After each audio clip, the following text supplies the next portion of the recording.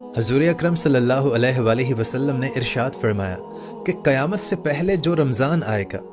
اس میں دنیا والوں کو ایک ایسی خوفناک اور بلند آواز کا سامنا کرنا پڑے گا کہ دنیا کا ہر انسان اس آواز سے ڈر جائے گا اور ہر کوئی سوچنے پر یہ مجبور ہو جائے گا کہ یہ کس طرح کی آواز ہے، یہ کس کی آواز ہے، لیکن کسی کو بھی اس آواز کے بارے میں کچھ خبر نہ ہوگی کہ یہ آواز کہاں سے آئی ہے۔ اور پھر نبی کریم صلی اللہ علیہ وآلہ وسلم نے ارشاد فرمایا کہ جس سال رمضان میں یہ دردناک آواز سنائی دے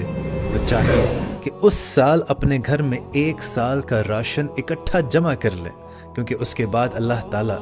رزق کو دنیا سے اٹھا لے گا۔ اور یہ رمضان کا مہینہ حضرت امام مہدی کے ظہور سے پہلے آئے گا اور اس میں خوب سورج گرہن لگا کریں گے اور آسمان پر کوئی نور سا چمکتا ہوا دکھائی دے گا اور ملک شام میں مسلمانوں پر ظلم و ستم عام ہو جائے گا۔